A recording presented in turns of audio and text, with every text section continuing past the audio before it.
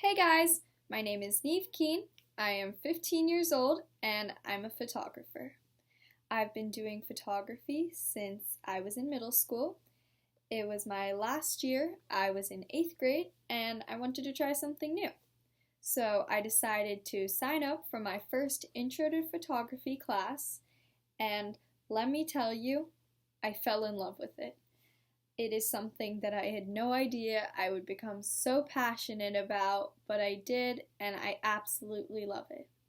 So, before I even start talking to you about the technicalities and tips about taking your pictures, I want to just talk to you about photography itself and how amazing it can be.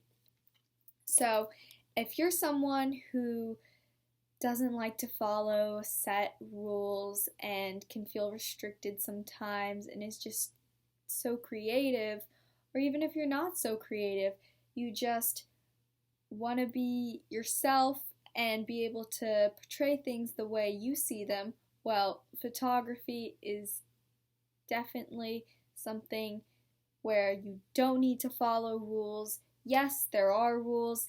Yes, there are guidelines that I'm about to actually tell you about, but there's no set rules, there are no right and wrong pictures, and you can have fun with it and be as creative as you want. There are no restrictions. So I think that's why I love photography so much, because I have the power to look at any object or any situation or landscape and turn it into something magnificent.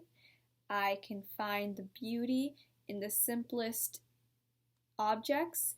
It could be something so minor, and just to pick up on that little detail and turn it into something great.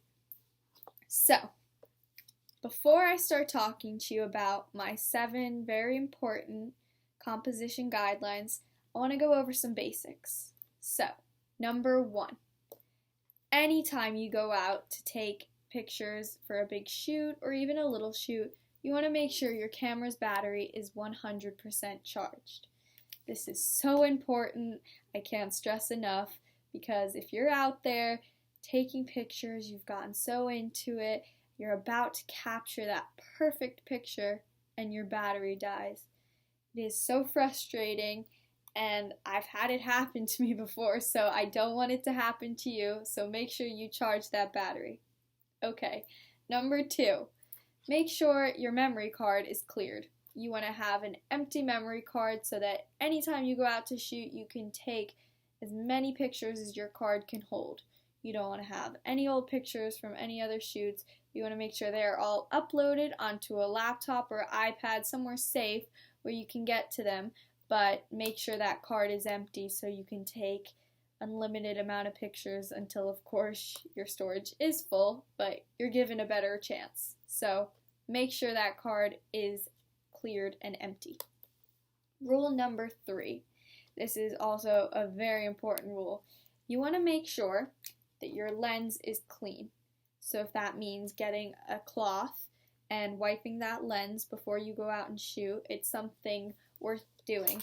Because if you have any fingerprints on your lens that could make it foggy or affect the quality of your picture, you don't want that happening. So take the second to get that cloth and wipe that camera lens to make sure that it is ready to go.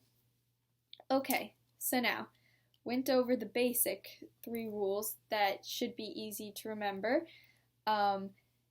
Just think of them for every time you go out and shoot. So now let me move on to the fun stuff. These are 7 very important composition guidelines that I have learned in my photography career that I think are definitely worth talking about. So, rule number 1, because when you're taking a picture of something, you want to make sure that all eyes are on that image. So, for instance, if I'm taking a picture of a flower, that flower is my main focus and my main concern that I want to portray in my photo. So I need to find a way to make that flower pop and make that picture, every aspect of that picture be about that flower.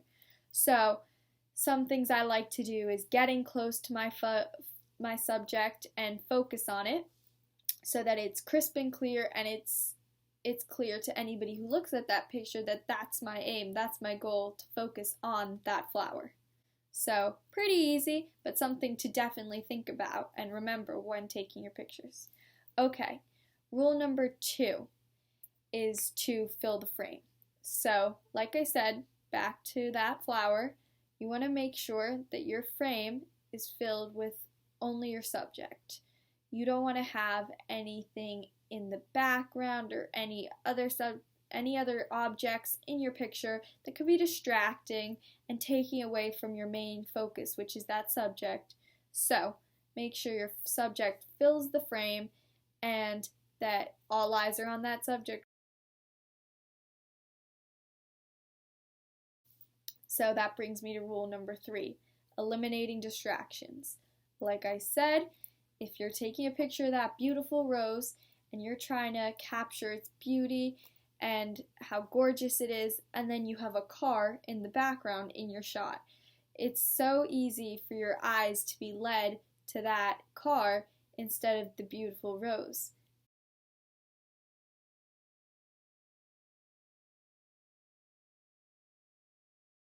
So eliminate distractions.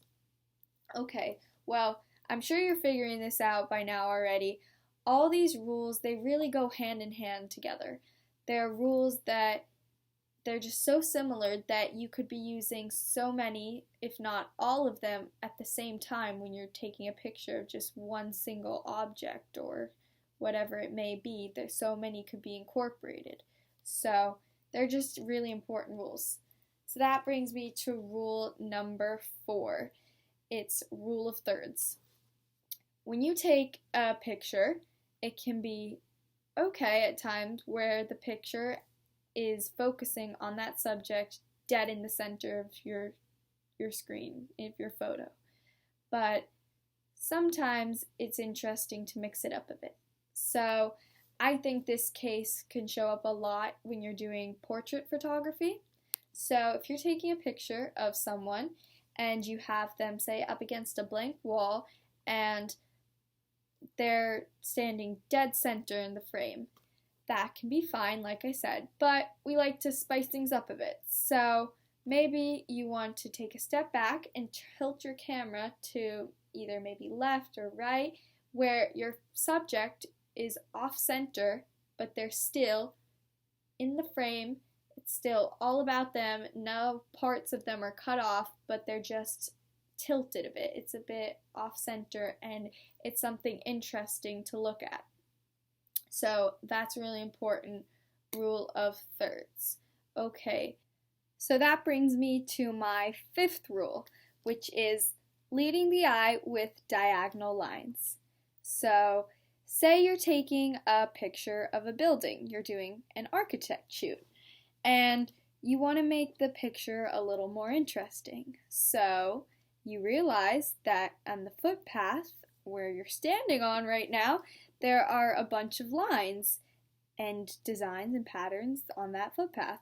So instead of standing and taking a picture of the building just as it is from where you're standing, which, like I said, is totally fine if you want to take a picture that way. I mean, it can be one of many that you have, but try and get different perspectives. Try and make it interesting. So I would suggest getting down low once again, looking through, and all of a sudden, these tiny lines that were in the pattern of the footpath have become so grand and so large. It's amazing, but it doesn't take away from your main focus, which is that building. It's just something interesting to lead your eyes to that main focus. So you're not forgetting about that subject, but rather getting a different approach to it with an interesting way to lead your eyes to it. So I think that's really cool. So what I'm always talking about is you have all the power in the world in this camera to turn anything you want and portray it in any way you want. It's how you can visualize it and how you see it, and the possibilities are endless. Okay, well now let's move on to rule number 6, which is frame in a frame.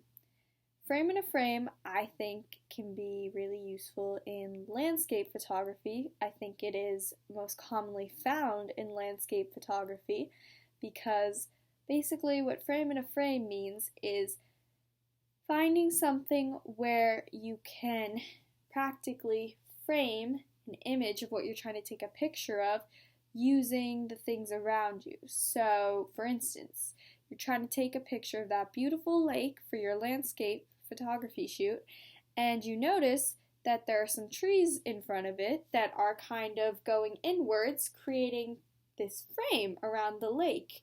So take a step back and maybe really realize how, oh my gosh, that lake is basically framed in those trees.